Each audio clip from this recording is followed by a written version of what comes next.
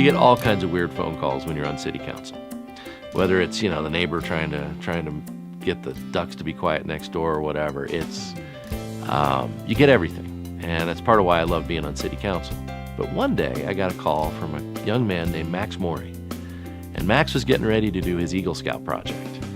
And what he wanted to do was fix the Christmas star.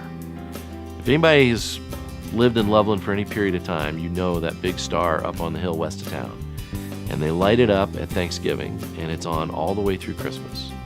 And in my opinion, that's kind of Christmas for me in Loveland, is when I see the Christmas star lit up. It had fallen into disrepair, hadn't been lit for a couple of years, and the Winter Holiday Council was having trouble getting it put back together. So Max wanted to help him out. So he called me, and in the end, really, I just put him in touch with the folks at the city, the Public Works Department and an electrician, Eggers Electric in town. And between all of them, they helped Max figure out exactly how to go about rewiring the entire light. We went to my middle school at the time, basically rented the gymnasium for a whole afternoon and laid out all the wiring, cut where we needed to cut, and got everything together. And then we reached out to Eggers Electric and the city of Loveland, and they actually came up to the star with us with a couple bucket trucks and a whole team of guys.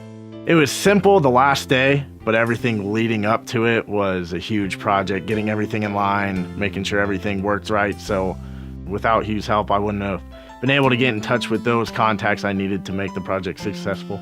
It's not every day when you're on a city council or when you have a position like that, when you get to help somebody do something like that, whether it's an Eagle Scout project or just, a community project. But that one is so special to me because every Christmas I get to look up and see that star, and I remember Max and how hard he worked on it and how hard all our folks at the city and Eggers Electric worked on it. And it just reminds me of what Loveland's all about. All the money from the star actually came from the community. We got tons and tons. I can't even count how many letters, checks.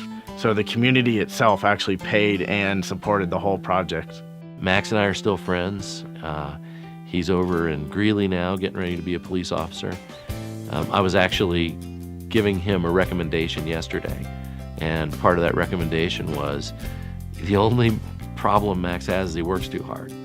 So this Christmas, when you see the star lit up there, look up there and think of Max, because he did that.